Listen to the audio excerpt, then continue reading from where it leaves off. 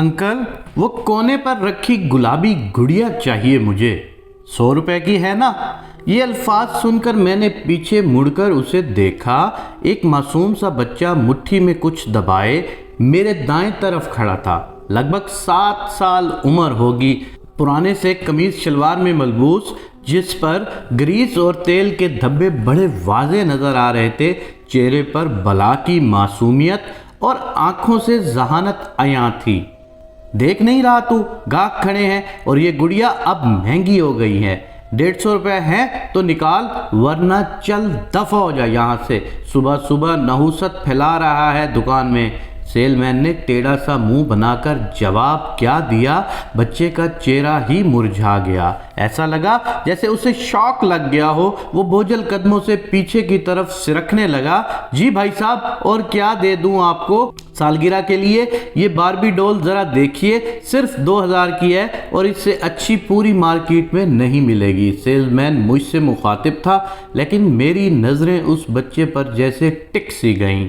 उसके रुखसार पर खामोशी से बहती 2 आंसुओं की लकीरों ने मुझे जकड़ लिया था। अच्छा चलो, ये बारबी डॉल भी पैक कर दो और बिल बना दो, मैं सेल्समैन को कहता हुआ मुड़ा और कोने में खड़े बच्चे की तरफ बढ़ गया। क्या नाम है तुम्हारा बेटा? सर, यासीन। मोहल्ले वाले सनी कहकर बुलाते हैं। तुम रो क्यों रहे हो? गुड़िया से तो लड़कियां खेलती हैं। चलो मैं तुम्हें बैट बॉल दिला देता हूँ। शाबाश, अब ये आंसू पूंछ लो। मेरा ये जुमला सुनकर उसने लम्हा भर को सर उठाया और फिर फर्श पर नजरें जमाए मुझसे कहने लगा, सर ये गुड़िया मेरी छोटी बहन को बहुत पसंद थी, उसी के लिए लेने आया हूँ। जब हम यहाँ से गुजरे थे तो मुझसे कहती थी, भैया जब तुम बड़े हो जाओगे, पैसे कमाने लग जाओगे, तो मुझे ये गुड़िया दिला दोगे ना? मुझे उसकी ज़बान से छोटी बहन न जाने क्यों अच्छा सा लगा। उसके लहजे में अपनी बहन के लिए मोहब्बत थी कि उमड़ी चली आ रही थी। अच्छा तो ये बात है, तुम अपनी छोटी बहन के लिए वो गुलाबी गुड़िया खरीदने आए हो, मगर 50 रुपए तो अब भी कम है तुम्हारे पास। ये 100 रुपए तुमने खुद जमा किए हैं? नहीं सर, मेरे पास भला पैसे कहाँ से आएंगे? वर्कशॉप वाला उस्ताद मेरी पूरी दिहाड़ी अब्बा के हवाले कर देता है, मेरे हाथ में पैसे थोड़े ही देता है। बच्चा अब मुझसे खुलकर गुफ्तगू कर रहा था। एक सेकंड को रुक कर उसने आस्तीन से नाक साफ की और गोया हुआ, असल में आज बड़े साहब अपनी गाड़ी लेने वर्कशॉप पर आए थे। उनकी गाड़ी पर पॉलिश मैं ही करता हूँ। गाड़ी देखकर उन्होंने मुझे बुलाया और कहने लगे, सनी आज तूने दिल खुश कर दिया। बच्चे ऐसी चमकाई है मेरी प्राडो कि शक्ल तक दिखाई दे रही है। भाई वाह, ये ले 100 रुपया तेरा इनाम। और सुन, उस्ताद को मत बताना, वरना तेरी दिहाड़ी के साथ ये बख्शिश भी तेरे निशाई बाप के हवाले कर देगा। आज साहब का मूड शायद बहुत अच्छा था और मैंने भी चुपचाप नोट जेब में डाल लिया। मुझे उसके कपड़े देखकर अंदाज़ा तो हो गया था, पर उसकी ज़बानी सुनकर दुख हुआ कि इतना छोटा सा बच्चा स्कूल जाने की बजाय वर्कशॉप पर काम करता है।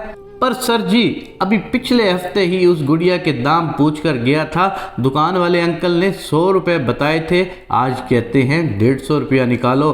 आपने भी सुना था ना सर जी, 150 ही बोला था ना अंकल ने? शायद उसने मुझसे सवाल किया था। हाँ बेटा, इस गुड़िया के दाम अंकल ने 150 ही बताए थे। मैंने उसकी बात की तस्दीक कर दी। ओहो, अब मेरी समझ में आया, तुम तो 50 रुपए के लिए रो रहे हो। चलो आंसू पूछ लो और ये लो 50 रुपए। मैंने जेब में हाथ डाला और 50 का नोट उसके हाथ में थमा दिया और अपनी दानिश में हातम ताई की कब्र पर लात दे मारी। अच्छा ये तो बताओ, तुम्हारी छोटी बहन कहाँ है? वो क्यों नहीं आई अपनी गुड़िया लेने? मैंने तजस्सुस के मारे फौरन ही अगला सवाल दाग दिया। वो कैसे आ सकती है? वो तो अल्लाह के पास रहने चली गई है और अम्मा कहती है जो अल्लाह के पास चला जाता है वो कभी वापस नहीं आता। अल्लाह इतना प्यार जो करते हैं, ख्याल रखते हैं, शायद इसीलिए। क्या? मेरी मुस्कुराहट गायब हो चुकी थी। मुझे ऐसे लगा जैसे उस बच्चे ने भरे बाजार में मुझे तमाचा रसीद कर दिया हो। हाँ सर जी, एक उसको बुखार हो गया था, बहुत तेज बुखार। मेरी अम्मा एक सर जी के घर काम करती है, उसने कुछ पैसे उधार लेकर अब्बा को दिए थे बहन को दवा लाने के लिए। सारी रात हम इंतजार करते रहे पर अब्बा दवा लेकर नहीं आया। फिर मुझे तो नींद आ गई थी। अम्मा के जोर जोर से रोने की आवाज से आंख खुली तो देखा पड़ोस वाले गफूर चाचा और सलमा चाची अम्मा के साथ ही खड़े थे और मेरी छोटी बहन सुकून से सो रही थी। मुझे अम्मा सीने से लगाकर जोर जोर से चीखने लगी, बेटा तेरी गुड़िया चली गई, हमें छोड़कर अल्लाह के पास चली गई बेटा। गफूर चाचा भी बहुत गुस्से में थे, कह रहे थे आने दे आज तेरे बाप को, इस कमीने को घर में नहीं घुसने दूंगा। मासूम बच्ची को अपने नशे की भेंट चढ़ा दिया साले ने। मुझे अपनी आवाज़ हल्क में फंसी हुई महसूस हो रही थी। मेरी समझ में नहीं आया मैं उससे अब क्या कहूँ। बेटा तो ये गुड़िया आप किसको दोगे? अपनी माँ को दूंगा सर जी, उसके हाथ भिजवाऊंगा और क्या। मेरा अब्बा कहता है तेरी माँ भी अब अल्लाह के पास जाने वाली है, सारा दिन खून थूकती रहती है, सदा की बीमार जो है, हड हराम से कोई काम भी नहीं होता। इससे अच्छी तो वो सकीना है, पूरा दिन घरों में काम करती है, बेवा है और पूरे 8,000 महीने का कमाती है। मेरे नशे का खर्चा तो उठा ही लेगी और रोटी का खर्चा तेरी दिहाड़ी से पूरा हो जाएगा।